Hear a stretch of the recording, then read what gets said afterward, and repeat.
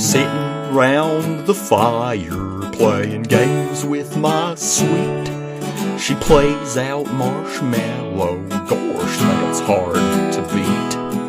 Oh, how I desire to toast that mallow man, but it keeps on going back to her hand.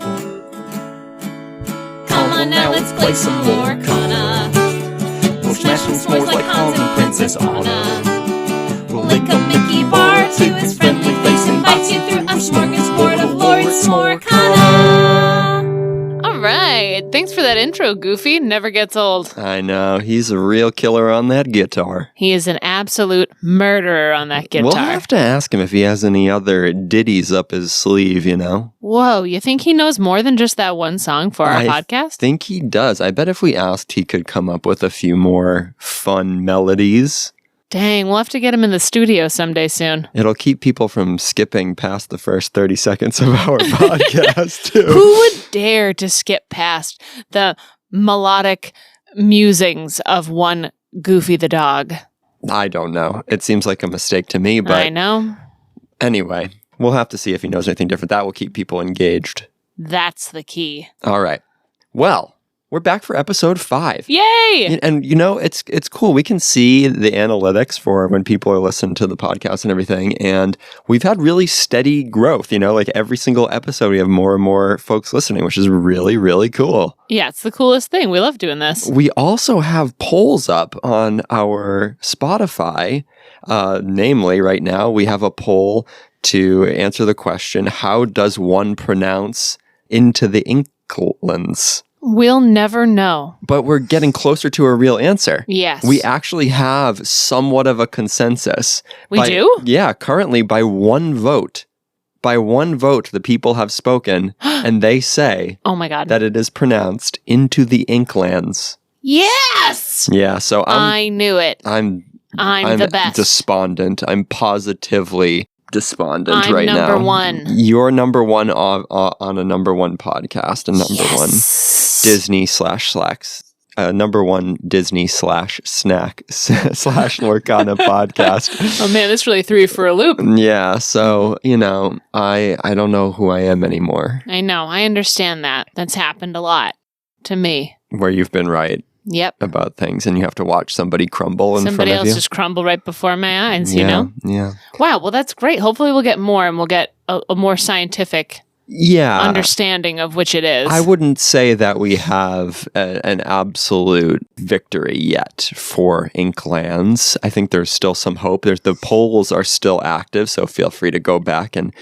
vote and, you know, determine whether or not it is pronounced, in fact, Inklands or Inklands. Right. Now, we've been focusing on, we have our graham crackers on this podcast, right? Our twin graham crackers of Disney knowledge and Lorcana aptitude. Yes. And mixed with the chocolate of our love and the mallow of whatever charisma we might or may not possess. Yes. But something that has been lost a little bit over the past couple episodes, I think, is our love for snack food. Yeah, snacks. We got to get back on that snack So train. that's something we need to rectify in this episode. You know, we need to bring things around, fill out the triumvirate here, keep things well-rounded. We don't want to just be a Disney /Lorcana crossover podcast. Right. It's right in the title, folks. Right. You know. We might even be so bold as to be enjoying a snack while we record this episode. And we might be so bold as to tell you how you could enjoy the same snack. That will be our appetizer course. Whoa! Oh, yeah. That's going to be great. Main Yes. course tonight is a little bit of an early overrated /underrated Into the Inklands cards. Picked out a couple of cards that have surprised us either positively or negatively. I don't think it's too early for this either. I mean, we have a pretty good grasp of what we like and what we don't like. The only reason that it might be a little bit early is because we haven't quite been able to play with every single card that exists yet. But from the ones we've played with, we have some strong opinions. Yeah, we have some decks that are still on the list to build and to play, and that's really exciting. But from what we've gleaned so far, we do have some strong impressions. And then we have another dream card for dessert, of course. Ooh, It's gonna be yummy, good. yummy. Yeah. But Inklands has been great. Yeah, what have you've been playing a lot this week. I have not. Yeah, you had Tech Week for your show at the high school. I was able to sneak out and go to what was supposed to be a constructed tournament on Thursday, but there were some no-shows, and so we ended up with a pretty small group and decided to just do some casual multiplayer, which was pretty fun. I hadn't played a large multiplayer game before. Right. And so it was really fun. I played a Steel Song deck. And mostly because I just wanted to sing Whole New World as many times as possible. Sure. Who wouldn't want to? Which was really fun. You know, I could just use that as a little bargaining chip and say, listen, as long as you don't attack me, I'm going to sing Whole New World and you're going to get a whole hand of cards and it's going to be great. You're going to get a whole new world. And then, you cast Grab Your Sword right after. Yeah, that's just to keep everything even. That is so tough. It was really, really funny. And Be Prepared is really, really funny as well in multiplayer. That's awesome. I love that there's so many cards that just say each opponent. Yeah. And you don't think about it until you're playing with more than one person. Because at least when I'm playing, my brain just goes back to like, okay, that's just my opponent. Sure. That's just my opponent. Right. But like each opponent with Be Prepared is crazy. It's really, really, really funny. It's so cool. It's also like what I love about Be Prepared as a card is that it gets rid of your own board too. So it's not just like mean. Right. Right. There's hijinks. There's some really funny cards in multiplayer. Scar was another one that I had in the deck that I played in the second game. And I love the bargaining chip nature of some of the cards, right? So I had Scar, and I could say, well, I don't want to make an enemy out of anybody in particular. Right. So I'm going to have Scar eat one character from each of you. Eat. Yeah, he feasted. Wow. Yeah, so certain cards are really fun. Anything that gives you the ability to kind of bargain at the table and say, hey, maybe don't look at me yet. Let's make a little alliance here. I love that aspect of multiplayer. Yeah, so fun. Now, which decks did you bring? I brought everything. Yeah, what did you play? So I played is a Steel better Song question. in the first game, and then the second game I played a Ruby Sapphire Popsicle, mostly because I wanted to play Be Prepared and Scar. I thought those would be really, really funny, and you can kind of use the ramp unimpeded in multiplayer. I think ramp is really, really interesting in multiplayer, right? Because you can take your first 3 or 4 turns off and let everybody else keep each other in check. There's no downside to not having any characters on the board. Right.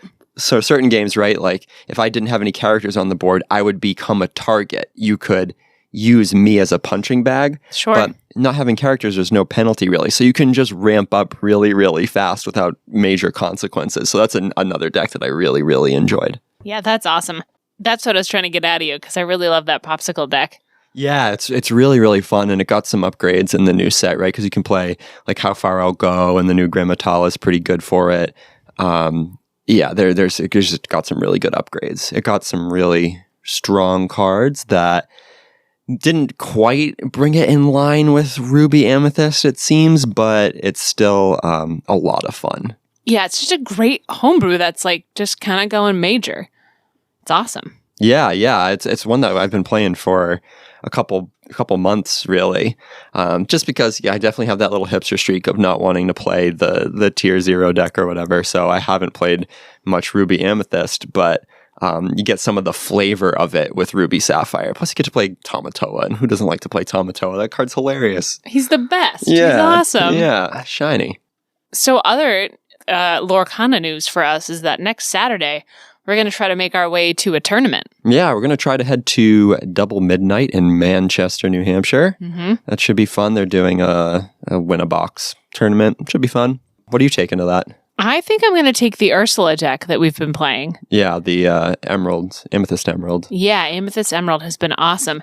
And Ursula started out as being like the big muscle for that deck, like the point of playing that deck. And you definitely can't have the deck without her, but I've also really enjoyed all the other little mechanics in that deck. We've got Merlin in there.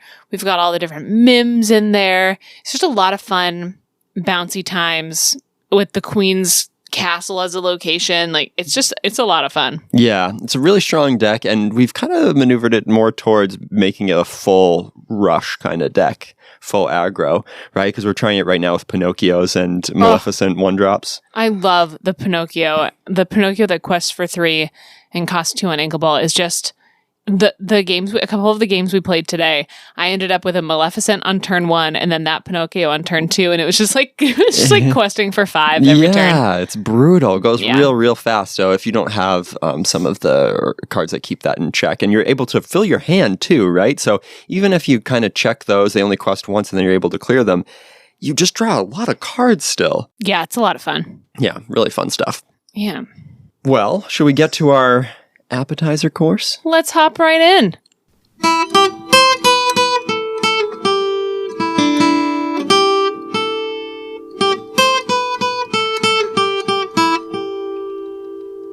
I'm hungry. Yeah, I'm hungry and thirsty. I wish there was an appropriately titled, filling but tasty beverage that we could make out of ingredients right here in the house that would perfectly mirror everything that we do on the podcast. Wait, and what if that drink recipe was from Epcot in Disney World?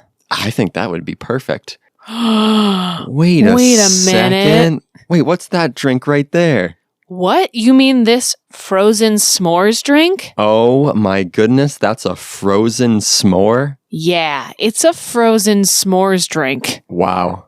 It's incredible. It feels like the official drink of the podcast. If we made this before every podcast recording, I would be a happy lady. That's right, folks. We're drinking a drink called the Frozen S'more, which is it's a recipe based on a drink that's served at the World Showcase in Epcot during a festival. Which festival? Yeah, during the Food and Wine Festival. So Epcot has a lot of festivals, which is a great thing. Who doesn't love Epcot, and who doesn't love a festival?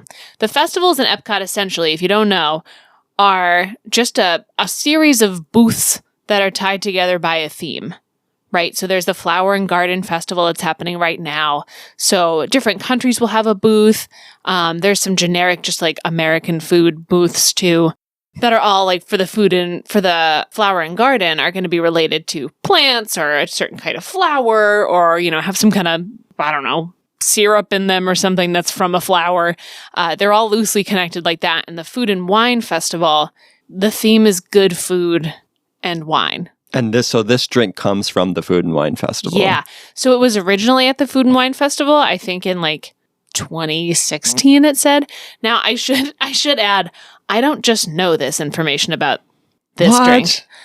I know that like we've boasted like that I know a lot of things about Alan Menken, but I didn't just like know what year this drink happened at Epcot. I expected you to know the menu of every single booth from every single festival from every single year of the World Showcase existing at Epcot, of course. That French fry is actually from the 2012 booth in Germany. The 2013 French fries were actually a lot better. This is just stuff I know. Okay. Just like a French fry nerd. Yeah. Just like a big Epcot nerd. And that's going to be our next podcast, is like just trying different French fries. Ooh. So this is going to be an interesting trial here, because we're going to just literally describe food and how to make it on a podcast. Yeah. I'm sure that there are podcasts that do this. I haven't listened to any of them. But anyway. It's this one now. We made these. Yes. We made these from a book, The Unofficial Guide to Disney World Drinks. Yeah, a book that my sister gave us for Christmas because she just knew that it's a perfect thing for us to have because we would use it for something like this. And little did we know that on page 181 of said book, there would be a recipe for a drink called a frozen s'more. Crazy. Yeah. So should we describe how this is done? Yeah, let's go for it. Okay. So this is pretty easy. Yeah, it's so easy. We loved it. So essentially it's based in chocolate milk. Now they say you should use Nesquik, but when we went to the store, the only Nesquik you could buy was like a gallon of Nesquik powder. So we didn't do that. Like $12 on Nesquik, and we didn't really want to drink Nesquik outside of having these particular drinks. And besides, I mean, you put Hershey's chocolate in a s'more. Yeah. You can't put like Cadbury in a s'more, Right. you know? Right. So we put Hershey's syrup in some milk. We made some whole milk ice cubes. Yeah. So you make your chocolate milk, you make it pretty rich with the whole milk and a good amount of chocolate syrup, and then freeze that in ice cube trays. Mm-hmm. Then you throw that in a blender. You add some more chocolate milk to get it a little more liquidy, a little smoother. Mm-hmm. And then you add some marshmallow topping, like some sundae marshmallow topping, Smuckers. No, they called for toasted marshmallow syrup, like the stuff that you would get at a coffee shop that, if you wanted like a marshmallow latte, it'd be one of those Torani or whatever syrups that they squirt in there.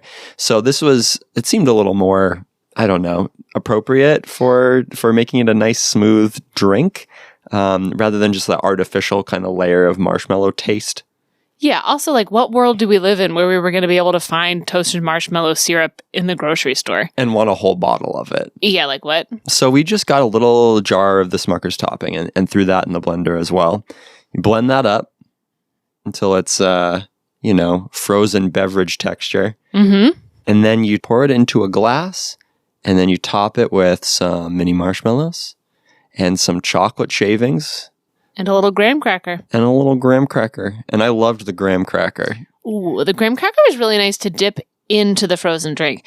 It's like when you go to Wendy's and you get a Frosty with French fries. Mm-hmm. That same kind of sensation. And I think it hammered home the s'more taste, because when you have a s'more, you have a pretty heavy graham cracker flavor. Yeah.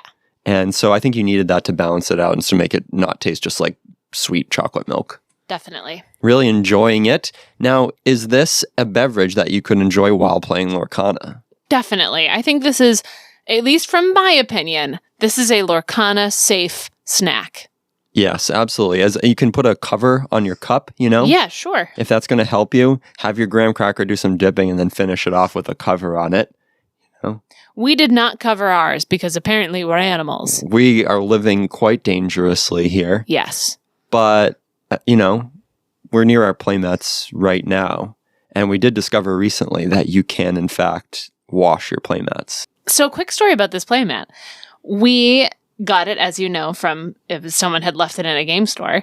And we brought it home and we washed it in just like the washing machine. Yeah, we put it in a pillowcase, threw it on, low intensity and, tap temperature. Yeah.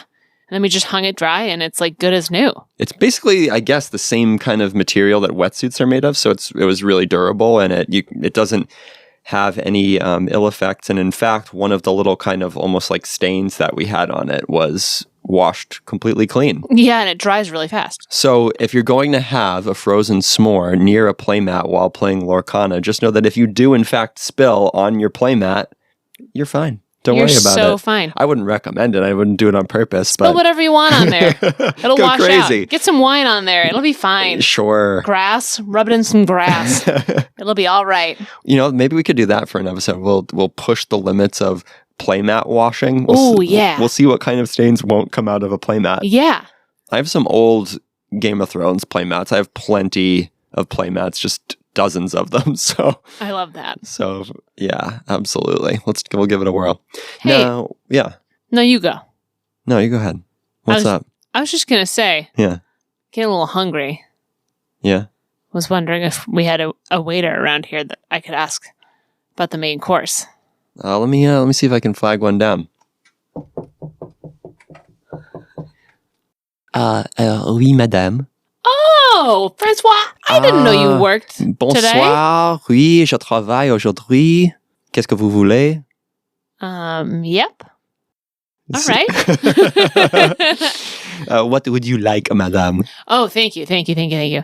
Well, I was just going to ask if we could get the menu for the main course today. For les entrées ce soir. We are going to talk about these overrated, underrated Inkland cards. Vous êtes prête? Are you ready? Oh. Thank you for translating, Francois Brett. Oui, yes. It's very confusing otherwise.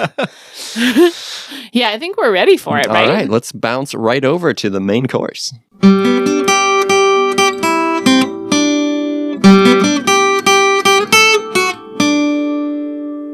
welcome to the main course. Ooh. We each picked 2 overrated cards, 2 underrated cards Yep. from Into the Inklands. Now, these are cards that we had an impression of that was then changed after having played with the cards. Yeah, definitely. These are not this is from our own experience. Like we said at the beginning of the podcast too, we might do another one of these segments in a couple of weeks, you know? Absolutely. I mean, it's fun to track how the meta's developing, right? And see what cards people might be sleeping on, or cards that are being overplayed. Definitely. So, we'll get right into it here. My first overrated card of Into the Inklands is Jafar, Wow, I almost picked that. the striking illusionist, right? Now, this is, I don't think he's overrated because he's a bad card. Not at all. I mean, there was a deck that featured him prominently that was undefeated in Swiss at the biggest tournament so far, Pixelborn tournament, right? So he's performing really well. But relative to the reaction that he got when he was revealed, he was hugely overrated, right? Yeah. I mean, he's a card that everybody was saying, oh, this is game breaking. People are going to be getting 14 lore in a turn, and it's so easy, and you have a million Jafars to shift onto. And sure, he's really, really strong, but you can handle him, right? Yeah. If you keep those small Jafars clear, right? If you take him out before he can be exerted, then you can deal with that. Yeah, he's way too easy to get rid of. Yeah. I think he's really strong. I think that he could even be strong in decks that aren't solely built to capitalize on Jafar, right? Amethyst decks tend to draw a lot anyway. You're already drawing cards. It's already something that you really want to do. And he is a strong body. I mean, 4/5 evasive is nothing to sniff at. So I think he's not going anywhere, but is he a completely meta warping card that everybody's going to play and is going to break the game? Like, I think we can safely say that that's not the case. Yeah, I agree. That's a good one. That's a good one. How about you? My first overrated card is something that I personally overrated. I don't know if anyone else overrated this, but Neverland. Neverland, we went to that sealed event, and Neverland was like the best card in my deck. And I was like, oh, this card's gonna wreck. It's so good. Like, nobody even knows how good it is.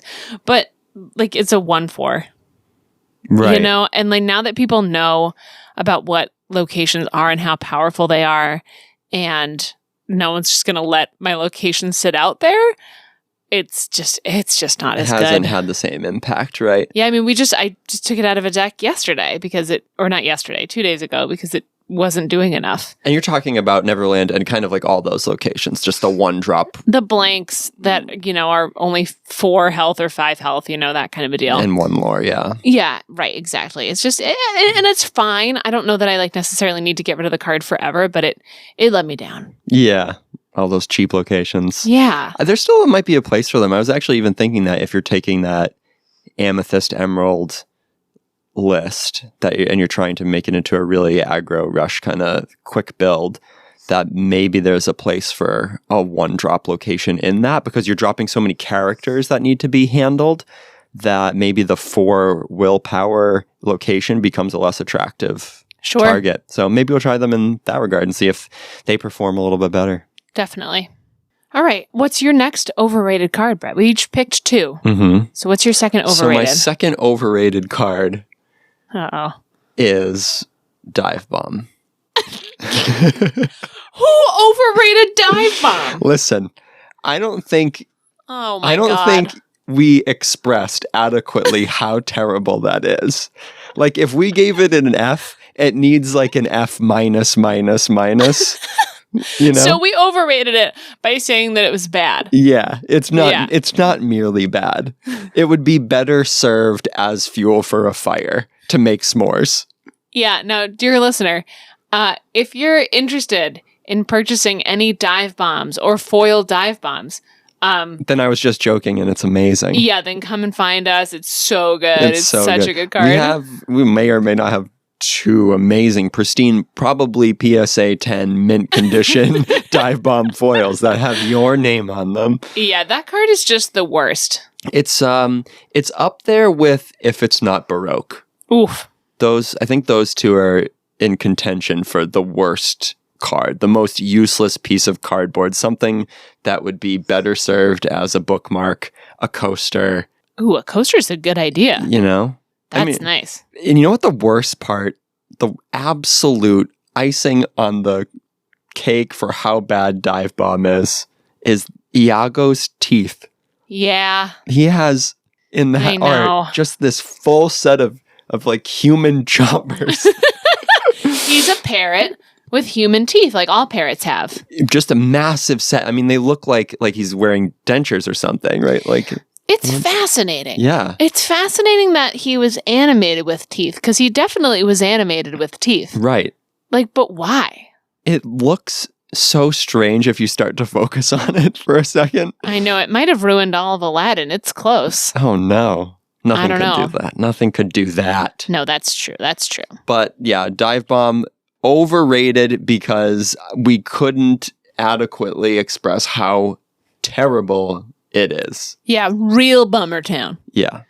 Okay. How about you? Another overrated card? Okay, my last overrated so far is Jim Hawkins, the legendary Jim Hawkins. And it's not that I really don't think it's a bad card. I mean, this is kind of similar to what you were saying about Jafar. I don't think that it's a bad card. I think when it pops off, it really pops off. But in my mind, I was like, oh man, Jim in a locations deck. Like, yeah, that's going to be nuts. And we just like have never found the right home for him. And it just kind of feels like he's still kind of bebopping around. And sometimes he works, but sometimes you just ink him because you don't have the right thing or he's not right for the moment. And he's just a 4/4, so like that's tough too. And if you don't have any locations, he's just so conditional that to me, he didn't pop off as I was expecting him to. I think he's strong in the Ruby Amethyst list where you can drop the Queen's Mirror Chamber. That seems to be his best use so far. Mm-hmm. And I do like him in Popsicle. I mean, we've been playing him in for sure. Ruby Sapphire. And landing a McDuck Manor on turn 4, if you've ramped into that turn 5 play there, that can be really, really strong. But yeah, it is difficult. I think my favorite use for him is in Popsicle. If you're playing a lot of the filtering effects, like you have Develop Your Brain and you have Forecast Grammatala and you have Gaston, and you're able to kind of prune your hand a little bit, you can more easily sync him up with a location to drop. And I think that's his best use. But I will say that we had him at 4 copies. Then he became 3 copies. And now it's looking like 2 copies is kind of where he wants to live. Which is fine. And he's still a good card, you know? And like you were saying, I mean, if you get the Queen's Mirror Chamber, like that's baller. That's great. When he works, but he's just not as great as I thought he was going to be. He's not the Dole Whip float that I said he was in the initial Into the Inklands preview. Exactly. He's like a fresh piece of pineapple. He's not a whole Dole Whip float, you know? Right, sure. So what's your first underrated card? Let's head over to the underrated land. Sure. Yeah, for underrated, I'd say that I underrated Madame Medusa. Madame Medusa has been so strong. And you look at her effect on the meta, I mean, she hit so many high-value targets. She's kind of replaced Tremaine. She's become the number 1 option in that 6-cost Ruby uninkable slot. Sometimes you run Tremaine alongside her, but it seems like if you're going to pick one, you're picking Madame Medusa. But hitting the new Robin Hood, hitting Beast Tragic Hero, Perdita, there's so many big, important targets that she just takes out. She's really, really strong. Yeah, I like her a lot too. I also think that it's fascinating how similar she looks to Lady Tremaine in terms of the art. Like, it's like they're the same. Yeah, they're both looking in the same direction with kind of similar postures, right? Like the exact same posture. And their arms are in the exact same spots, and their legs are both like up and like crossed in a big chair. They look the exact same. That has to be on purpose. I wonder if it is on purpose what they're trying to convey. Well, because they're the same kind of card. Mm-hmm. That's what I would put together at least. Yeah. I don't know why you would want to do that, but It's funny. I really like Lady Tremaine as a villain. Something about her aesthetically is she's the right kind of hateful and creepy, and I think she really works. And then I look at Madame Medusa and I can't stand when she's on on screen. Yeah. Ugh. Yeah, Madame Medusa's really gross. Evil Stepmother is just like, you know, a character from a fairy tale. Right. And then you take that Imperious Queen art, which is so amazing. That art is unreal. Gorgeous. That's got to be one of my absolute top 5 pieces of art in Lorcana. And then Madame Medusa is just this slinky, awful child abuser. It's Yeah. really, really, really terrible. Yeah, really tough. So yeah, Madame Medusa making a huge impact. Really good in our popsicle list and making waves. Yeah, nice. How about you? I got an underrated card. I sure do. My underrated card is not from the Inklands. Now, What? now roll with me here. Roll with me here. Okay. My first underrated card is Mother Knows Best. Now, Mother Knows Best, we know is a great card. No one was saying it was a bad card before this. But who knew that it was going to work so well with all the Inklands cards? I mean, especially the ones that we've been playing. In that Ursula deck we were talking about earlier, Mother Knows Best is like so good. Yeah, it's super, super strong. 2 bounces, and it's on the heels of some of those other bounce effects too, right? Because you get Kit, and if you're able to use him on some of the smaller characters, and then use Mother Knows Best on some of the bigger characters. It's crazy. I mean, it's so good. It's just, it's a card that you have a really hard time cutting from a deck in this meta. Yeah. It's just something that you always want to keep, and it's a standout for me from Inklands, weirdly enough. Yeah, totally. It's really come back in vogue. I think some of that has to do probably with some of those big characters, like we're talking about Jafar, and even opposing Ursula's, right? That you don't want to let them stay out for a full turn. Yeah, the cool thing about a lot of the baller characters and legendaries and, you know, big cards from this expansion are the ways that they interact after a couple of turns. So being able to bounce them back to their hand and having your opponent start all over again is like really good. Mm-hmm. It's like, oh, you wanted to combo off with Beast Relentless? Nope. You want to combo off with Jafar? Nope. You want to combo off with John Silver? Nope. Like, Yeah. it pops anything back. Yeah. It gives you that extra turn of applying pressure, grabbing some lore, putting out a location because you can sing Mother Knows Best and then drop your Queen's Chamber and move a couple things there. It just keeps your tempo up really high. And tempo is so important right now. Yeah. All right. What about you? What's your underrated? Your second underrated? My second underrated is a card that you highlighted in our Inklands preview. And at the time I said, oh yeah, it's that'll be fine, I guess. It seems kind of vanilla and I'm not sure it'll get played. Mm-hmm. But it turns out you were absolutely right, and it is a total bomb. McDuck Manor. Oh yeah. Oh my goodness, that card is so good. Love it. It's so fun to play. Yes. And it's been competitively really impactful. Yeah, McDuck Manor rocks. Yeah, it's hard to chew through 9 willpower. It's what you want. It's what I was saying earlier. It's what I want Neverland to be.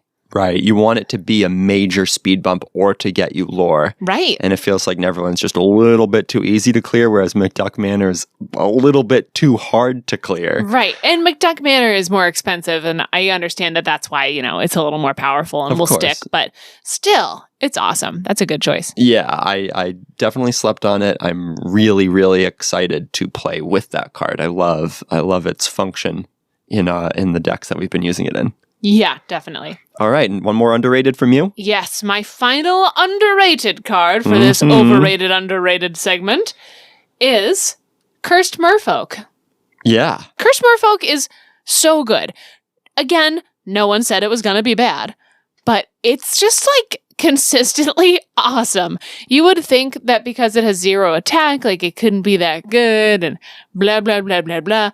But just the idea of being able to pop that down on turn 1, and then you say to your opponent, okay, if you want to kill this thing, that quest for 2, you got to get rid of something from your hand. Like, that's so great. It does everything you want it to do. It's just, the art is amazing too. The art never lets you down. I'm not tired of looking at all the little faces in there. I love it so much. Yeah, we knew Flynn was strong. It's basically a Flynn that costs half as much. Yeah. Comes down really early. It lets Emerald put on so much pressure early. I think it kind of single-handedly is enabling those fast Emeralds lists. Definitely. Yeah, really good. Yeah, it rocks. Real quick, since we're, after all, not strictly a Lorcana podcast, but a Lorcana Snack Disney crossover podcast, Of course. what would you say is the most overrated and underrated eatery at Disney World? Oh, a great question. For me, the most overrated eatery would have to be the beer garden in Germany. Mm-hmm. I've been to the beer garden before. I've had a lot of fun there with my family. Like, we, got sauerkraut and bratwurst once, and we were like, cool. But we only had to go once. And sometimes there's a cool German band playing, but not all the time. And it's just kind of an okay sausage, and then you keep living your life. But I see a lot of reviews and articles and things that are like, here are the best places to eat in Epcot. And that one's always on the list. And it's just like a quick service sausage place. So it's just, I think it's a little overrated. I've got an underrated eatery. Ooh. I think it's one of my absolute favorites, and I feel like it's not maybe given all of the credit it deserves. Okay. Skipper Canteen. The Skipper Canteen, which is the Jungle Cruise themed restaurant at Disney World, is so good. The food's really adventurous. The waiters are trained with the same kind of puns that the skippers are on the Jungle Cruise ride. Kind of what Southeast Asian / South American. Like it's really all over the place. It's like from all of the different places that the Jungle Cruise company navigates to, right? Yes, super adventurous food. It's awesome. And it's also funny. Like, the menus are funny, and it's one that I feel like people don't know it exists because it's kind of in the walls of Adventureland. You could walk by it and have no idea it's there. To our Lorcana family out there, skip the beer garden, go to Skipper Canteen. Yeah, exactly. All right. Any do you have an underrated restaurant at Disney World? Okay. I do. My underrated restaurant at Disney World would be the Liberty Tree Tavern. Ooh. Yeah, Liberty Tree Tavern in Magic Kingdom. I feel like people often look at it and they say, it's just American food. I don't really care. Blah, blah, blah, blah, blah. But it's really good. It's family style Thanksgiving dinner. And that is crazy. When you're walking 16,000 steps a day and, I don't know, like 30,000, more than that, 30,000 steps a day in Disney World, you need that turkey. You need that Thanksgiving dinner. Yeah. I love it. It's so cute. It's all like New Englandy and adorable, and they call your family a colony. You can have Thanksgiving in March too. Yes, exactly. Why not? It's awesome. I love it. Did you have any overrated restaurants? It's hard. I don't want to diss any eateries in Disney World because I just love eating there. I love the adventure of it, but They're all great. yeah, if I had to pick one that I was underwhelmed by, it would probably be Our Guest. Oh, yep. And fair. it's not because I didn't enjoy it, and it's beautiful inside, and you get to see some really cool Imagineering and Meet the Beast. You get to see the West Wing and the magical rose and everything, and it's beautifully realized, but it's super expensive. Yes. And it kind of feels like, because they're churning through, hundreds of tables in there, it kind of feels like banquet, like big wedding banquet food, where it's a little bit impersonal and kind of, churned out, but doesn't have that like fresh, adventurous flavor, I guess. Right. And that big ballroom in there makes it feel big and impersonal too. That's hard. Right. But I still think it's a restaurant that everybody should go to at least once. It's still awesome. We still would never turn it down, but yeah. All right. So bring your cursed merfolk and your McDuck manners on over to the Liberty Tree Tavern. Exactly. And eschew your Jafars and your dive bombs and avoid the beer garden. Yeah, right. Awesome. Love it. Dessert time? Ooh.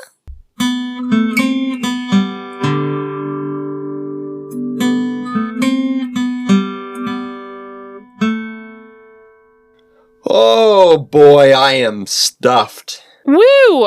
Do you think you have space for dessert? You have to, don't you? Have you seen the dessert menu anywhere? Around here? Let me, oh, there's Francois. Oh. Ah, yes. Bonsoir. Oh, hi, Francois. I'm so sorry to bother you How again. was your dinner? Oh, it was delicious. Ah, très bien. Yeah, a lot of underrated, overrated cards that I didn't expect Brett was going to pick. Oui, oui. Did you leave any room for dessert? Yes, we did. We did leave room for dessert. I was wondering if you knew of any dream cards. Oh, yes, I will fit a single dream card on an assiette or a plate, madame, and bring it over to you. Thank you, Francois. Voila. Wow, beautiful. Oh, wow, look at that. Wait a minute. Brett, did you make this dream card? Maybe. I might have colluded with our friend Francois here to make this dream card. Here we have our first Steel Dream card. Ooh. We have Wreck-It Ralph, medal winner. Nice. Wreck-It Ralph. Now we have one Wreck-It Ralph card in Lorcana. Yes. And we're just waiting for the whole franchise to be birthed into the game. Yeah, it would be awesome. So I expect to see him at some point. Definitely. But, I wanted to get a jump on things with one interpretation. Yeah. Now tell us what's going on with this. What are the stats here? Wreck-It Ralph is an 8-cost inkable character in Steel. He has 10 strength and 4 willpower. Whoa. Yeah, so he comes on down and can do some damage, but, he can get thrown off course as well. He is Storyborn and a villain. Mm-hmm. Naturally. He has one ability, I'm a Wrecker, which says when this character enters play, you may banish chosen item or location. Oh, nice. So he basically is a built-in Rise of the Titans, right? He comes in and wrecks a place or an object. Yeah. Makes a lot of sense. And now he quests for 4 as well. You heard that right. He quests for 4. But, we heard about his I'm a Wrecker ability, but he also has the ability Not a Baker, which says, whenever this character quests, banish him or another chosen character of yours. Yeah.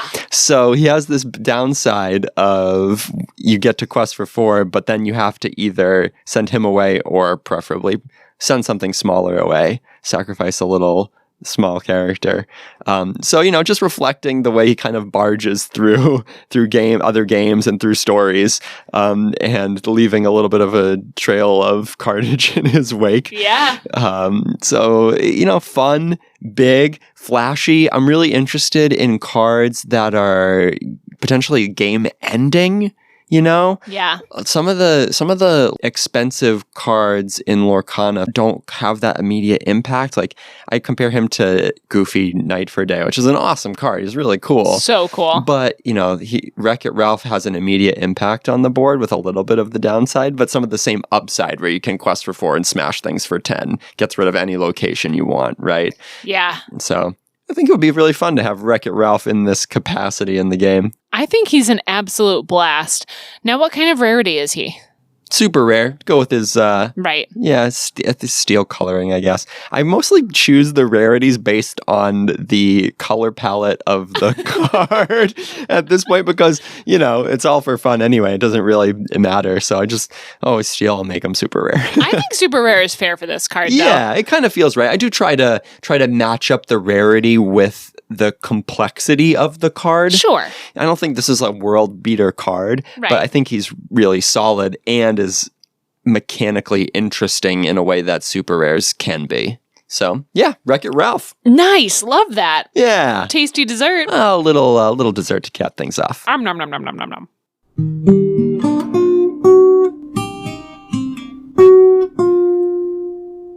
What a delight. What a delight. 5 episodes strong, and it's just so fun. Time flies. The most fun.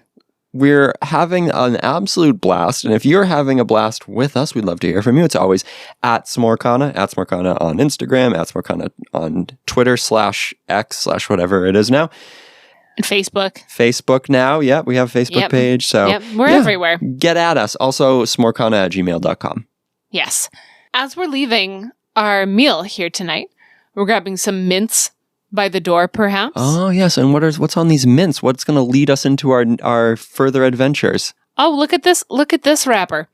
The wrapper on this mint says that next time we're going to do a little recap of that tournament that we go to next weekend. Yeah, we'll record next Sunday, the day after, let you know how it went.